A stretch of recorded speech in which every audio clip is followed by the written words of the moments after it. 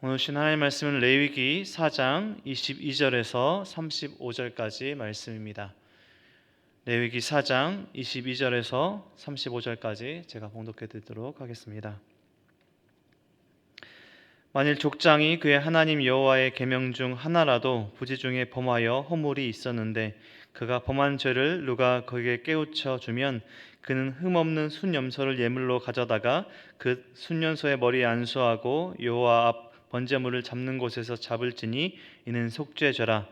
제사장은 그 속죄 제물의 피를 손가락에 찍어 번제단 뿔들에 바르고 그 피는 번제단 밑에 쏟고 그 모든 기름은 화목제 제물의 기름같이 제단 위에서 불사를 지니 이같이 제사장이 그 범한 죄에 대하여 그를 위하여 속죄한즉 그가 사함을 얻으리라.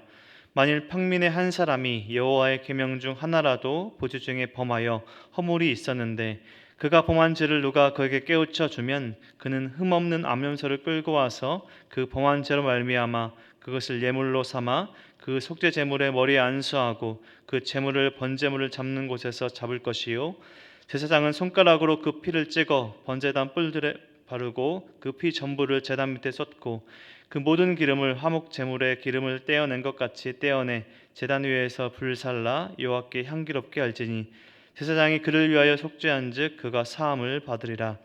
그가 만일 어린 양을 속죄 제물로 가져오려거든 흠 없는 암컷을 끌어다가 그 속죄 제물의 머리 안수하고 번제물을 잡는 곳에서 속죄 제물을 잡을 것이요 제사장은 그 속죄 제물의 피를 손가락으로 찍어 번제단 뿔들에 바르고 그 피는 전부 제단 밑에 쏟고 그 모든 기름을 화목제의 어린 양의 기름을 떼어낸 것 같이 떼어내 제단 위 여호와의 화제물 위에서 불사를 지니 이같이 제사장이 그가 범한 죄에 대하여 그를 위하여 속죄한즉 그가 사함을 받으리라. 아멘. 오늘 본문은 어제 본문에 이어서 속죄제 제사법에 대한 말씀입니다. 만일 우리가 여전히 구약법에 오늘 말씀하고 있는 레위기 제사법 아래에 있다면 예배의 장소는 매일같이 드려지는 번제물들의 제물들의 피가 흥건한 현장이었을 것입니다. 매일 번제물들이 살라지는 연기가 자욱한 곳이었을 것이고 곧 제물로 드려질 동물들의 울음소리, 이미 바쳐진 제물들의 피가 흥건한 피비린내나는 현장이었을 것입니다. 레위기서 말씀을 통해서 계속해서 마주하는 제사법을 통해서 우리는 죄가 제물의 피를 통해 대속되는 죄를 용서받는 그 원리를 배우게 됩니다. 이것은 예수님께서 십자가에서 우리들의 죄를 대속하시기 위해 죽으셨다는 것을 이해하는데 대단히 반드시 필요한 이해고 또 원리입니다. 거룩한 삶, 우리가 거룩한 삶을 살길 원하고 그렇게 살아가려고 애를 씁니다. 하지만 하나님께서 동행하는 살도록 우리가 계속해서 그런 삶을 살아야 하는데 하나님의 백성으로 살아가는 중요한 원리들을 이 레위기서 말씀을 통해서 우리가 배울 수 있게 되는 것이죠. 속죄제는 누가 드리는 것인가? 우리가 속죄제를 통해서 계속해서 말씀을 듣고 있는데 우리가 어제 본문 4장 2절에 보면 속죄제를 드리는 대상은 여호와의 계명 중 하나라도 그릇 범한 사람입니다. 그 계층이 나눠주고 있는데 그 대상이 누구인가? 여호와의 계명 중 하나라도 그릇 범한 사람. 부지 중에 실수라도 계명을 어겨서 죄를 범한 사람이 속죄제를 드리는 대상입니다. 그릇 범했다, 부지 중에 죄를 범했다, 실수로 죄를 지었다라는 것이 중요합니다. 부지 중에가 중요한 것이죠. 의도적으로 계획적으로 만약에 죄를 지은 것은 그 죄는 이 속죄죄를 지은 죄와는 전혀 다른 차원의 심판을 받을 다른 차원의 죄입니다. 그래서 부지 중에 죄를 지었다 계속해서 반복하고 있는 속죄제에서 드리는 제사의 대상입니다. 속죄제를 드려야 되는 대상은 4장에서 말씀하고 있는 것처럼 부지 중에 죄를 지은 사람입니다. 어제 본문에서는 부지 중에 죄를 지은 제사장 그리고 온 회중에 대한 제사법에 대한 규정을 말했고 오늘은 족장과 평민 이 두 계층, 두 신분에 대한 속죄에 대한 규정입니다. 족장이 누구인가? 지파들의 대표나 작은 그룹의 리더들이라도 이 족장이라는 대상에 포함될 수 있는 단어입니다. 족장이라는 단어가 이 이스라엘 왕정 시대에는 왕을 지칭하는 이 단어이기도 했는데요. 공동체 안에 작은 그룹이나 큰 그룹이나 공동체의 리더가 이 족장에 해당될 수 있는 대상에 포함됩니다. 족장이나 평민이나 이 속죄제를 드리는 대상은 제사장과 온 회중과 마찬가지로 여호와의 계명 중에 하나라도 부지 중에 죄를 지은 사람입니다. 그리고 스스로 깨달은 것이 아니라 자신의 죄를 부지 중에 지었으니까 실수로 내가 모르게 지은 죄라서 누군가 알려줘서 깨달은 족장이나 평민, 오늘 말씀하고 있는 족장과 평민의 속죄제에 대한 규정입니다. 그래서 족장의 속죄제와 그리고 어제 나온 제사장의 속죄제를 구분해 보자면, 족장의 속죄제는 순념소를 드리고 제물의 피를 오늘 본문에서처럼 번제단 뿔들에 바르고 번제단에 붓습니다. 오늘 22절 말씀이 족장에 대한 속죄제의 규정이죠. 22절은 이렇게 시작했습니다. 만일 족장이 그의 하나님 여호와의 계명 중 하나라도 부지 중에 범하여 허물이 있었는데 그가 범한 죄를 누가 그에게 깨우쳐 주면 그는 흠없는 순염소를 예물로 가져다가 그 순염소의 머리에 안수하고 여호와 번제물 잡는 곳에서 잡을지니 이는 속죄죄라. 제사장은 그 속죄 제물의 피를 손가락에 찍어 번제단 뿔들에 바르고 그 피는 번제단 밑에 쏟고, 그래서 어제 나온 제사장의 그 송아지를 드리는 제사법과 약간의 차이점이 있다는 것을 우리는 볼 수 있습니다. 제사장의 이 속죄제에서는 숫송아지를 바치고요, 그 다음에 그 피를 휘장에 뿌리고 성소 안으로 들어가서 성소 안에 있는 기물들에 그 피를 바른다라고 했습니다. 제사장들은 회막 안으로 그 피를 가지고 들어갔고, 오늘 22절에서 나온 이 족장은 회막 밖에 있는 번제단에 그 뿔들의 피를 바르고 그 번제단 밑에 뿔을 다 묻었습니다. 번제단에 뿔을 묻은 거 함으로써 속죄함을 얻었다.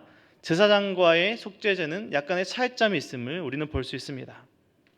제물의 모든 부위 또 배설물까지 또 불살라지는 제사장의 제물과는 다르게 이 족장과 평민의 제물들은 기름만 번제단에서 태워지고요, 나머지 고기는 제사장 몫으로 돌아갈 수 있는 것이 큰 차이점입니다. 평민도 마찬가지로 부지 중에 지은 죄가 있는 한 사람이 누군가 자신의 죄를 깨닫게 해줘서 자신의 죄가 깨닫게 되었을 때 속죄제로 하나님 앞에 나오게 됩니다. 평민은 족장과는 좀 다르게 염소와 양으로 드려질 수 있는데 모두 암컷으로만 드려질 수 있었습니다. 흠없는 암염소나 암양을 속죄 제물로 드렸다. 오늘은 그런 규정을 말씀하고 있습니다. 피를 드리는 방식은 족장과 같습니다. 피를 찍어 번제나 뿔들에 바르고 피는 전부 제단 밑에 뿌리고 기름만 제단 위에서 번제로 드려집니다. 제사장, 족장, 그리고 백성, 이 제사 주체에 따라서 제사를 누가 드리냐에 따라서 드리는 제물과 방식이 달라지는 것을 우리는 볼 수 있습니다. 그것은 드리는 사람의 직무와 책임에 따라서 하나님께서 구별하신 것이죠. 제사장과 족장과 그리고 평민까지 하나님께서 그 직무와 책임에 따라서 제사 방식을 구별하셨습니다. 오늘 계속되는 이 속죄제, 이 족장과 평민에 대한 속죄제 규정을 보면 계속해서 반복되는 말씀과 속죄제의 규정과 대상을 보게 됩니다. 하나님께서 우리를 하나님의 백성으로 삼아 주셨고 하나님의 말씀을 듣고 하나님의 말씀을 지키며 살도록 하셨습니다. 결국 우리에게 이 말씀을 적용해 보자면 하나님께서 그 모든 하나님의 규례와 말씀들, 이것을 지켜라, 하나님을 사랑하고 이웃을 사랑해라, 그리고 공동체 안에서 서로를 세워줘라, 계속해서 하나님께서 주신 그 말씀들을 지키며 살아가라 하는 것은 우리를 억압하고 노예처럼 그 말씀 안에서 억압하려고 우리를 그렇게 말씀하시고 지키라라고 하신 것이 아닙니다. 은혜로 우리를 보호하시고 그것이 노예와 억압이 아니라 참 자유를 누리며 살도록 구원을 베푸신 것임을 우리는 기억해야 합니다. 여호와의 계명들, 하나님의 말씀을 벗어난, 하나님의 말씀을 어기며 살아가는 것은 하나님의 백성으로 구별된 거룩한 삶이 아니라 오염된, 죄악된 삶이기 때문입니다. 거룩하신 하나님께서 죄 있는 곳에 함께 하시지 않으십니다. 하나님께서 죄 있는 곳에 임재하시지 않으십니다. 거기서 임재하시고 존재하실 수 없어서가 아니라 죄 있는 곳에 하나님께서 존재하시지 않습니다. 하나님께서 임재하시지 않으십니다. 부지 중이라도 죄를 깨끗게 하기 위해서 구약시대에는 제물을 바치고 제물에 피를 뿌림으로써 죄사함을, 속죄함을 얻을 수 있었고, 신약시대 그리고 지금 우리는 예수님께서 단번에 예수님께서 모든 것을 드리게 하심으로, 예수님께서 단번에 자신을 드리심으로 동물의 피가 아니라 우리가 찬송을 했던 것처럼 예수님의 피가, 예수님의 보혈이 우리의 죄를 깨끗게 하신 것을 말씀하신 것입니다. 우리가 레위기서에서 말씀하신 제사법과 그 모든 제사의 규례들은 예수님의 십자가와 연결될 때 우리의 삶과 적용되고 이해될 수 있습니다. 오늘 본문에 계속해서 반복되는 두 가지 표현이 있습니다. 속죄제에서 계속해서 반복되는 표현인데요, 부지 중에 범한 허물, 그리고 누가 그에게 깨우쳐 주면. 부지 중에 죄를 지었다, 그리고 누군가 그 죄를 깨닫게 해 주었다. 계속해서 반복되는 오늘 본문에서 표현입니다.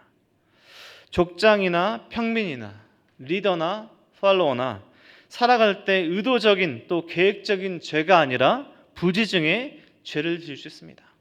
자기가 의도한 것이 아니라 부지 중에 하나님께서 말씀하신 그 계명들을 어기고 지을 수 있는 죄가 있습니다. 그런데 부지 중에 죄를 깨닫게 될 수 있는 계기가 있습니다. 자신 스스로 그 죄를 깨달을 수 있다라는 것이 아니라 누군가 일깨워 줬을 때 부지 중에 자신의 죄를 깨달을 수 있다라고 말하고 있는 것입니다. 우리는 누군가 나를 지적하는 것을 굉장히 불편합니다. 내가 실수했더라도요, 누군가 나에게 그 실수를 지적하는 것을 굉장히 불편해합니다. 남을 간섭하는 것을 극도로 경계하는 이 시대입니다. 그렇다면 구약 시대가 아니라 지금 우리 시대에 부지 중에 지은 죄가, 만약에 우리가 부지 중에 지은 죄가 있다면 그것을 깨닫게 되려면 어떻게 해야 될까요? 우리도 알지 못한 순간에 죄를 지었는데 그것을 깨달으려면 어떻게 해야 될까요? 하나님께서 말씀하신 좋은 방법과 우리에게 주신 좋은 공동체에 머물러 있어야 한다는 우리 하나님께서 주신 말씀이 이어집니다. 나 홀로 하나님 앞에 살아가는 것이 아니라요, 나 그리고 동역자들과 함께 예배하며 살아가는 것이다. 하나님께서 공동체에 관해서 말씀하고 계십니다. 제사장, 족장, 편민, 그것은 계층을 말씀하신 것이 아니라 공동체 가운데 부지 중에 있는 죄를 깨닫게 되는 그 계기가 누군가 그 죄를 일깨워 주었을 때라고 말씀하고 있습니다. 신앙은 하나님과의 수직적인 관계와 그리고 성도들과의 수평적인 관계가 균형점을 이루어야 하는 것이 우리의 참된 신앙입니다. 하나님 앞에 수직적으로도 하나님 앞에 뜨겁게 나아가야 하고요, 우리가 수평적으로도 우리의 주신 성도들과의 관계 속에 서로 사랑하며 나아가는 것이 진정한 균형 잡힌 신앙입니다. 하나님께서 말씀으로도 죄를 깨닫게 하시고 공동체 안에서 형제 자매들을 통해서 부지 중에 지은 죄도 깨닫게 하십니다. 공동체 안에 누군가 내 죄를 공동체 안에서 깨닫게 할 수도 있고요, 다락 모임 중에 삶을 나누다가 우리가 누군가 지적받는 것을 통해서도 죄를 깨닫게 될 수 있겠지만, 다락 모임 중에서도 우리가 교제 중에서도 삶을 나누다가 다른 사람들의 회개와 다른 사람들을 통해서도 우리의 죄를 깨닫게 됩니다. 다른 사람들의 착한 행실을 통해서도 우리의 죄를 깨닫게 됩니다. 다른 사람들의 겸손을 통해서도 우리의 교만을 깨닫게 됩니다. 공동체 예배 중에, 말씀 중에, 기도 중에, 찬양 중에 하나님 앞에서 우리도 모르게 부지 중에 지은 죄를 하나님께서 깨닫게 하십니다. 깨닫게 하셨을 때 우리가 가만히 있게 될까요? 깨닫게 하셨다면 우리가 진정으로 회개함으로 나아가게 되는 것이죠. 우리 성도님들 모두 경험해 본 적 있지 않으십니까? 우리는 완벽한 존재가 아닙니다. 예수님을 믿는 사람들이 교회에 다닌다고 해서, 예수님을 믿는다고 해서 도덕적으로나 신앙적으로나 완벽한 삶을 살지 못합니다. 직분자라고 해서, 목사라고 해서요, 우리가 도덕적으로 신앙적으로 완벽한 삶을 살지 못합니다. 그런 삶을 살 수 있을까요? 그렇지 못하다는 것을 우리는 너무나 잘 알고 계시지 않으십니까? 하지만 좋은 공동체에 있다면, 죄를 깨닫게 하고 회개하게 하고 회복하게 하는 공동체에 있다면 하나님 앞에 정결하게 나아갈 수 있는 기회를 얻을 수 있습니다. 자신이 실수라도 부지 중이라도 하나님 앞에서 자기도 모르게 지은 죄를 깨닫게 될 수 있는 그 좋은 계기가 좋은 공동체 속에 형제 자매들을 통해서 우리가 얻을 수 있는 하나님께서 주신 좋은 기회라는 것입니다. 건강한 교회의 표지가 있습니다. 건강한 교회에 보여지는 세 가지가 있다라고 하는데 그것은 말씀과 성례와 그리고 권징입니다. 건강한 교회의 표지가 말씀과 그리고 성례와 권징. 우리가 이 시대에 권징이 잘 보여지지 않죠. 우리 성도들을 불편해하는 것 같아서 권징이 잘 이루어지지 않는 시대이지만 권징의 진짜 본질과 목적은 파멸이 아니라 회복입니다. 죄를 깨닫게 하고 죄에서 돌이키게 하는 것입니다. 부지 중에 지은 죄, 나도 모르게 지은 죄를 깨닫게 하고 돌이키게 하는 것, 바로 공동체 안에 있을 때 우리가 얻을 수 있는 하나님의 주신 은혜의 기회입니다. 지도자라도 족장이라도 죄를 지을 수 있습니다. 제사장이라도 죄를 지을 수 있습니다. 부지 중에 지은 죄를 깨닫고 누군가 깨닫게 해주었다면 그것을 거부하고 모른 척하고 덮어두는 것이 아니라 인정하고 도움을 요청하고 진정한 회개로 나아가는 용기도 필요합니다. 죄를 덮어주고 죄를 용납하고 죄를 그대로 두는 것은 결코 좋은 공동체가 아닙니다. 결국 공동체 전체를 부정하게 하고 오염되게 하고 죄 전체, 공동체 전체에 퍼지게 하는 것이 죄를 덮어주는 것이죠. 내가 거룩하니 너희도 거룩할지어다. 레위기서의 핵심적인 주제이자 거룩이 레위기서에서 계속해서 하나님께서 말씀하신 레위기서의 핵심 주제입니다. 공동체 안에서 우리는 우리 자신의 거룩함을 유지할 수 있도록 서로 덮고 서로 기도하며 서로 거룩하도록 애써야 할 것입니다. 그렇게 우리는 온라인이든 오프라인이든 지금 우리가 온라인으로 우리가 온전히 모일 수 없죠. 그렇게 온라인이든 오프라인이든 모이기를 힘쓰고 서로의 삶을 나누고 은혜를 나누고 우리의 삶을 작은 죄라도 깨닫게 하는 하나님의 백성으로 우리가 살도록 서로 도와주며 살아야 하는 것이죠.